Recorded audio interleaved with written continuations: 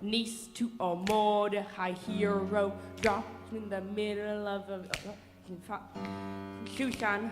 By providence be clever and unspoiled, grow up to be a rockin' Persian royal. This Jewish girl with no father to safeguard her got a lot farther by thinking a lot harder, by being a lot smarter, by being a self-starter. By the end, they couldn't deny or disregard her. When an evil man came and devastation reigned, our girl saw her future dripping down the drain, put her finger to her temple and used her clever brain and came up with a plan to cause Haman some pain. Well, the word got around, they said, this story's insane, man. Put it in the Bible so they learn of awful Haman, man. How she sprung a trap for him and made her claim to fame. Does the world celebrate her name? What's your name, miss? Esther, niece of Mordechai. My name is Esther, niece of Mordechai. And my story isn't nearly done. But just you wait, just you wait. In Shushan we can be Haman. In Shushan we can be Haman. In Shushan we can be Haman. Shushan, just you wait. Esther, niece of Mordechai. The Bible named the book for you. Will they know you're the heroine? Will they know how you got your win? The Jews will never be the same. Oh, The Purim Schpiel is starting now. See if you can spot Just you her. wait. Bringing pride to every Jew, to every son and daughter. always think of Mordechai. He's just the one that taught her. I preceded her. Me, I raised her. Hey, we loved her. And me, I married her. And me, I'm the one that tried to kill her.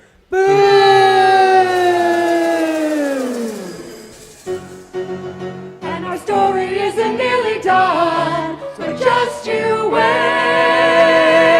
What's your name, miss? Esther, niece of Mordechai.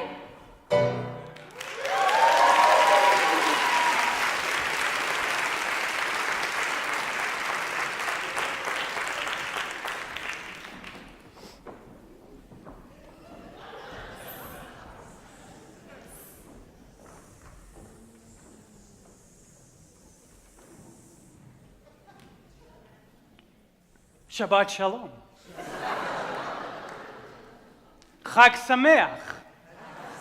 Welcome to our Shushan Purim extravaganza. I haven't said anything yet. This is the annual celebration of the Jewish Mardi Gras, yet another holiday we stole from other people around us, from pagan nations. We do that a lot. We share. We just share. There's a treasure chest of great holidays, and we get to pick from every single one of them. This is my favorite holiday because this is the holiday where we are supposed to be intoxicated. Intoxicated enough that we forget or can't tell the difference between Baruch Mordechai, blessed is Mordechai, and Aruch Haman. Cursed is Haman. The time when we can no longer make the difference or tell the difference between good and evil. You know, there's a deeper sense of this holiday. The story is that when we were kicked out of the Garden of Eden, do you remember that story? We got kicked out because we ate from that tree, the tree of knowledge of good and evil. Remember that? Because we ate from that tree, we were sent out. Because we ate from that tree, we entered into a dualistic consciousness that had good and evil. Before that, we knew not good from evil. We didn't know even we were naked, which is a good thing. And so the way back into the garden actually comes through the holiday of Purim, when we enter into altered state of consciousness and that notion of good and evil disappears. Then we are thrust back again into the garden of oneness, the garden of non-dual consciousness, the garden when we find ourselves one with everything, where we came from, where our source is. But enough of the deeper meanings, they get boring after a while. One of the ways that we celebrate this holiday is that we step out of our grown-up, narrow consciousness. We dress up. We get merry. We tell silly stories and jokes. We eat a lot of sugar. Although we do that with every holiday. I don't know if this one is any special.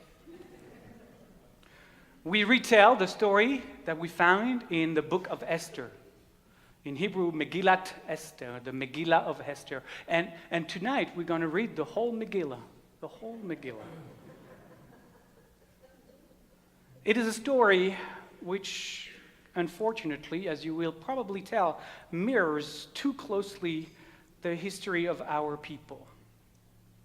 But this time, because we are the ones writing the story, we changed the ending to a happy ending. For thousands of years, though, we know that the ending was always the one we hoped for, but that never really came. So you'll hear echoes of that through our story tonight. How this story still resonates fully right now. It is as if it is a story that we actually are seeing unfolding in our day, in front of our TV, in our newspaper. I invite you to pay attention and see if you can tell where little nuggets of today's story, the American story, has been hidden in tonight's plot. Now, our story begins with a party. A party that will end up lasting 180 days at the court of the king of Shushan, whose name is Achashverosh. See if you can say that. Achashverosh. Okay, there will be a test at the end tonight. Achashverosh has been king for just 3 years. And he loved to party. Though he keeps telling everyone that thousands of people were there for his coronation, very few people attended. But he made sure that for his party, everyone who was anyone in the kingdom was invited, but not for the reasons you think. The king, like many kings of his day, liked to surround himself with pretty women. Some were in the adult movie industry, others were models. Others he imported from faraway lands. His queen, Queen Vashti, was one of those imports. On the 7th day of the party, to impress his buddies and telling them that when you're king, women let you do whatever you want. The king, to prove his point, demands that Vashti come dance to entertain them. But, she must only wear her crown and nothing else. But Vashti refuses to comply with the king's order. The king is deeply upset. Narcissist as he is, losing face in front of the other locker room dignities, having his authority trampled upon, he banishes Vashti from the kingdom. She, of course, was devastated. But deep inside, she knew she'll be back.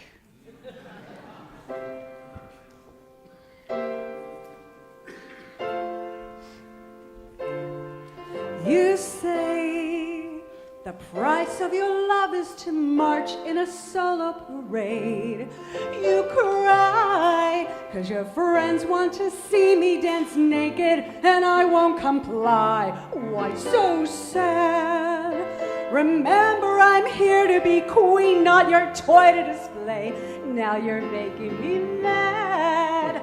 There's really no cause to be mean, 'cause you can't get your way. I'll be back as the queen. I've not left the show, I've left the scene. I'll be back, time will tell, and you'll realize I served you well. Oceans rise, empires fall, but you'll need your queen through it all. And when push comes to shove, I won't entertain your friends and family just to demonstrate my love.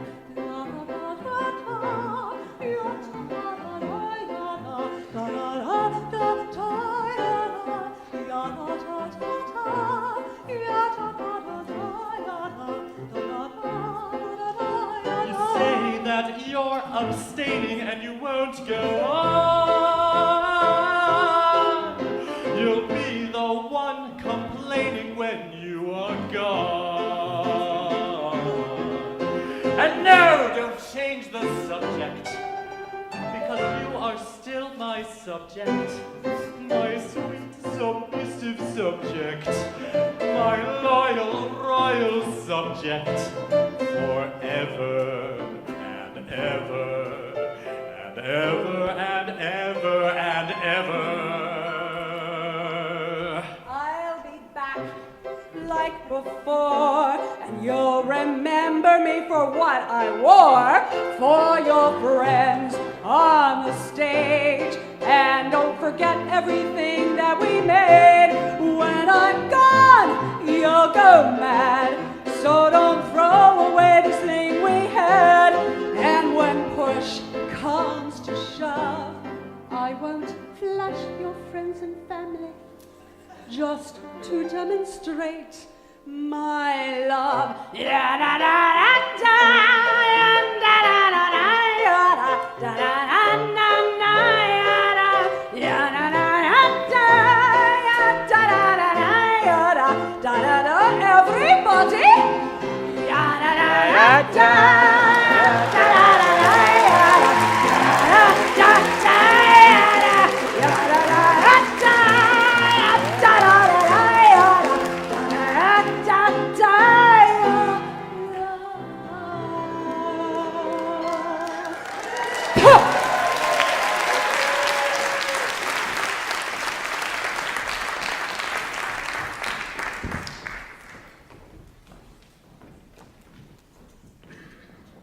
Well then,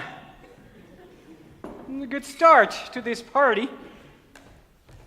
Now, Achashverosh, poor Achashverosh, felt really lonely without a queen, wondered what he had done, regretted having sent her away. Some say he'd not just sent her away, he might have sent her away.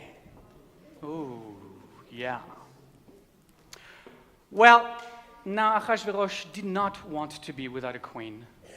He's one of those guys. So a search was started throughout the kingdom to find the one who might replace Vashti. Enter Mordechai and his niece Hadassah. Now I know you're thinking I'm wrong. What am I calling her Hadassah? She is only called Esther a little bit later in the story. Right now, she's Hadassah. Hadassah lost her parents. We don't know exactly why and how, but Mordechai saved her and raised her as his own daughter. Now, Mordechai heard that the king, Achashverosh, was sending emissaries throughout the kingdom to find the most beautiful maidens they could find and bring them all back to the palace, to Achashverosh's harem. Nothing has changed. That's from that group of women that he would choose his next queen. You know, the one who would share his golden palace. You know, the one with his name goldenly printed on top. That would share his golden room with his golden bed and his golden showers.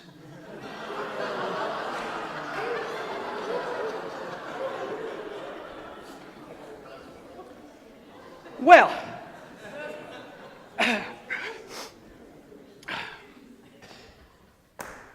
the kingmen were going around the kingdom, and Mordechai overheard that they were coming. He told Hadassah, Hadassah, get ready, put on your most beautiful dress. Show off. Maybe, who knows, you may be chosen. And indeed, the king's men found Hadassah beautiful. And therefore they selected her and brought her with them to the palace. Esther now had the chance to be the next queen. Mordechai told her before she left, Hadassah, do not reveal that you are Jewish. Do not reveal that you are Jewish. That might be an obstacle to your chance of being chosen. Just hid that part of your identity from everyone and anyone. But Esther did not need Mordechai to tell her. Esther knew what she had to do. Esther knew that this was her opportunity, her chance, her time. And she was determined, I tell you, not to let this opportunity pass her by.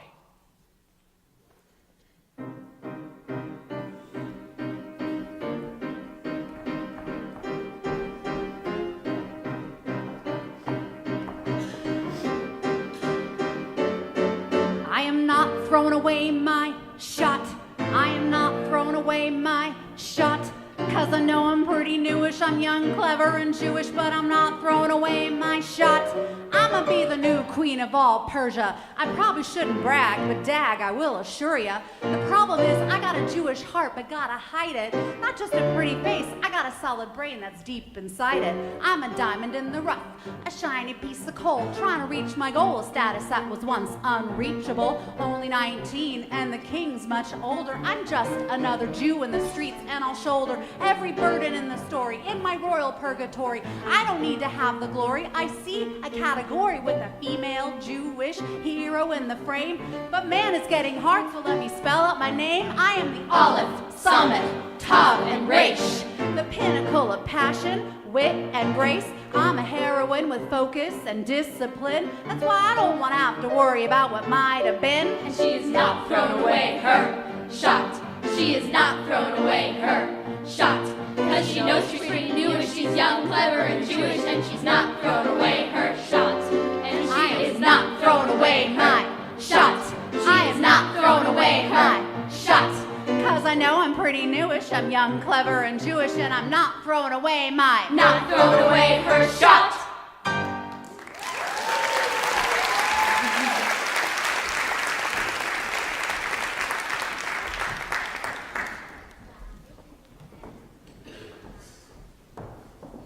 Yeah.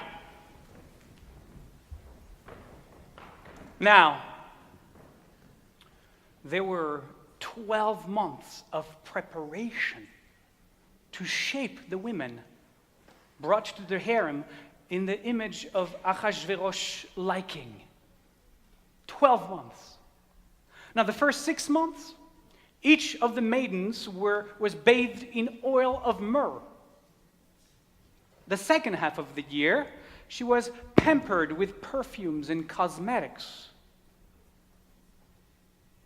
Then each maiden was to be brought into the palace for Achashverosh to see if they were pleasing to him. He thought, since he could do anything to the women he wanted, that simply by walking by the group of women in the harem, he could just deliberately choose the one he fancied at the moment. And in this case, because the women wanted so much to be queen, see, they looked for ways to catch his eye and make themselves more attractive to him. Really a sick game.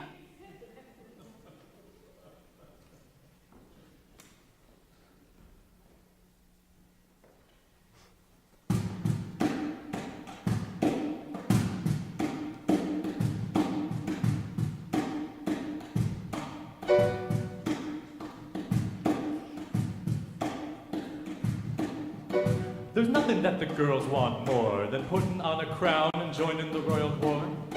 They're dreaming of my carriages and rings and the servants in the palace and the dough it brings. All the ladies, they know I'm loaded. Uh-oh, but little do they know that their rivals are playing the game like Hoyle, coming to the palace just to score some royal. Work, work, Angelica. Work, work, Eliza. And Esther, Work, we're Shushan maidens. Angelica. Esther, Eliza. work. Do you think that he wants a romance? Doesn't seem like Romeo. Do you think that we'll get a second chance? I don't think it's likely, no, but Look around, look around. Will someone please remind me what he's looking for? He's looking for me. We're looking for some royal Work, work, We're looking for some royal work, work, We're looking for some royal work, work. Whoa, whoa, Whoa, whoa, work. Ooh, there's nothing like summer in the city. Someone like me seeking someone looking pretty. Excuse me, dolls, I know it's not funny, but I hear you're here to marry into money. Why you coming to the palace in your fancy gowns? You're searching for a Persian who can give you a crown. Oh, you're so charming. I know, I'm so disarming. You can say it, baby. I'm Prince Charming. Look around at how lucky we are to be alive right now. Look around at how lucky we are to be alive right now. History is happening here in Shushan, and we will move on to rule in the greatest kingdom in the world. The greatest kingdom in the world. Work, work, Angelica. Work, work, Eliza. and Esther. We're Shushan maidens. Work, work. We're looking for some royal Work, work. hey, Work, work. hey, hey, in the greatest kingdom, in the greatest kingdom in the world.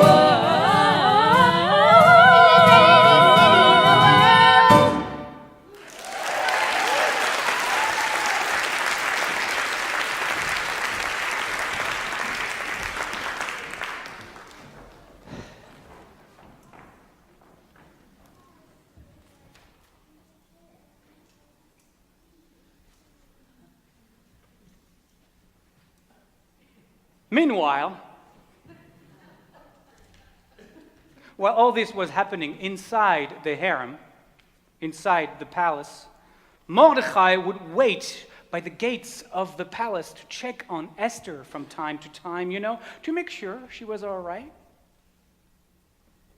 Eventually, at the end of Shushan's version of the TV show The Bachelor, Esther was the one who got the rose. The one who was chosen. She became Ahasuerus's new queen. Meanwhile, Mordechai overheard the king's own officials hatching a plot to kill him. Not Mordechai, hatching a plot to kill the king. Follow along, please. Of course, he alerted Esther, who told the king in Mordechai's name. The plot was foiled. Mordechai saved the king's life. Bravo! Bravo! You would think that for such a great deed, Mordechai would have received a reward, something, token of gratitude from the king.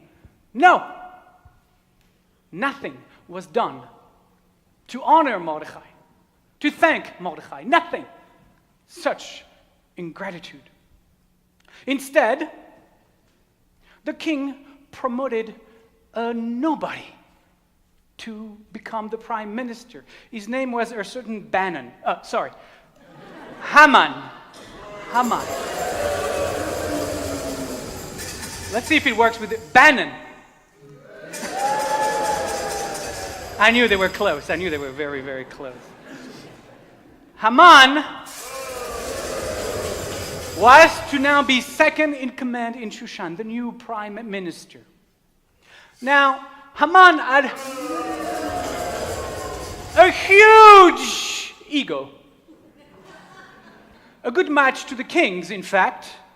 And he immediately proclaimed and twisted the king's arm to decree that everyone should bow down and prostrate themselves in front of him whenever they saw him. But Mordechai would have none of it. Day after day, Haman would pass by the palace's gate, and each time, only Mordechai remained standing. Haman eventually confronted him.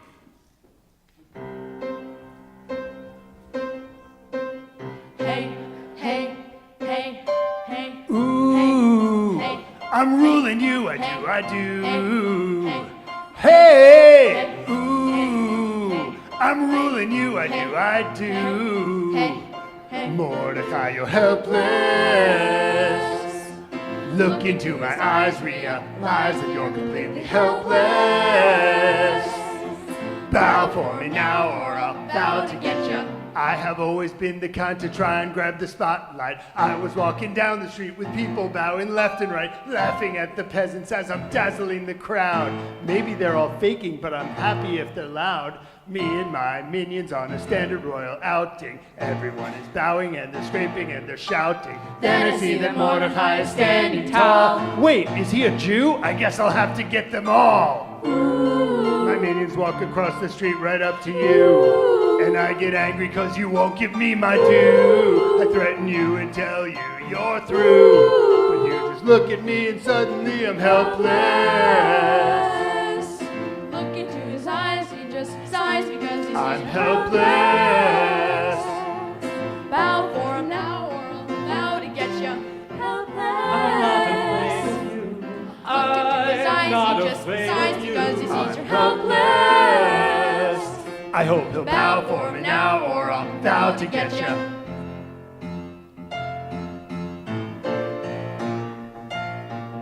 In Shushan you must bow to Haman. In Shushan you must bow to Haman. In Shushan you must bow to Haman.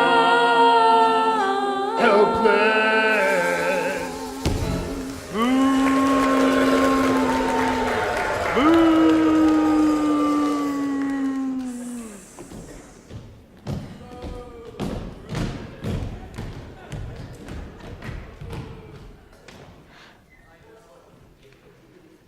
That'll teach him. I like Mordechai was, praying. He had a prayer book in his hands. It's great. I love it. Now, where were we? Oh, yeah. Haman found out that Mordechai was a Jew and decided that the punishment fitting to his not bowing to him, capital punishment, would have to be wrought upon the entire Jewish community. Mordechai would be hanged on the highest gallows to be built immediately. But it's not just this one Jew that was a threat to the king's authority. It was all the Jews. So Haman devised the plan to have the Jews of the kingdom eliminated. He threw Purim. He threw Purim. He cast lots. He cast dice. Purim means lots and dice.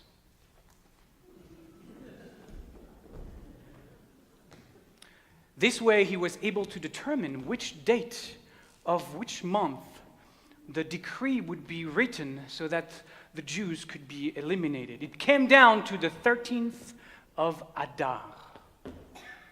It would be then decreed, he planned, that the people of Shushan and its soldiers would massacre the Jews of the kingdom on that date. And the Jews were banned from arming themselves. He wrote up the edict for the king to sign by marking it with his signet ring. And then he went to present it to Achashverosh.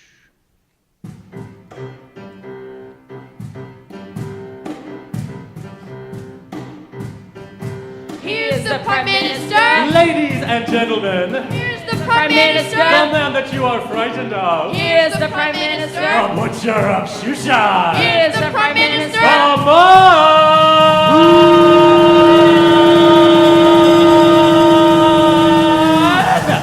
I am so smart. What? I'm so tan. What? The pride of what will be Iran.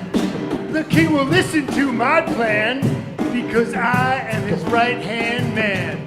Check it. Can I be king a second for just a millisecond? Take off your ring and all your bling and then decree a second. Now I'm the model of an ancient Persian minister. I'm gonna save the country. All the Jews are sure to ruin her. They'll line up to put me on a pedestal. It's humbling my elegance and eloquence, but the elephant is in the room. Cause when you hear my name, it seems like everybody shouts boom! Boom! I am so smart. What? So tan. What? The pride of what will be Iran. The king will listen to my plan because I am his right-hand man. Here's the Prime Minister. Bow down. Here's the Prime Minister. Bow down. Here's the Prime Minister. Bow down. Here's the Prime Minister. Oi! I'm his right-hand man.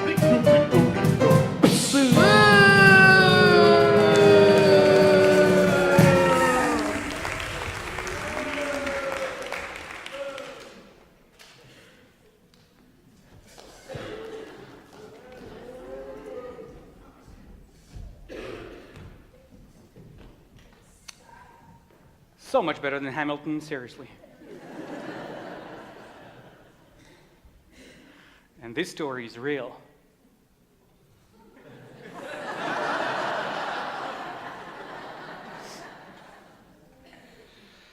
All right. Now, Haman convinced the king that the Jews were traitors to the kingdom and that they should not be tolerated. He even pledged an enormous amount of money that he would pay to add to the kingdom's coffers to sponsor those who would carry out the massacre. We really already back then needed to get money out of politics.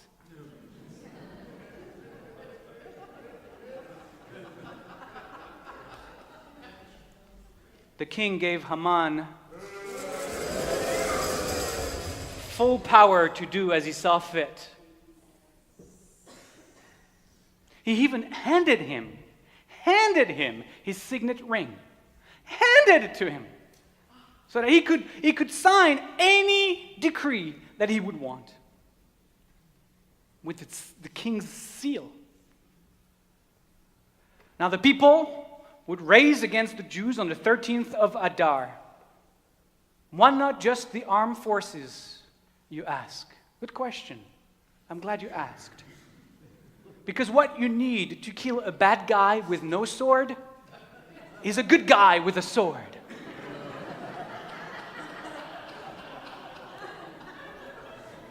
Am I milking it a little bit there?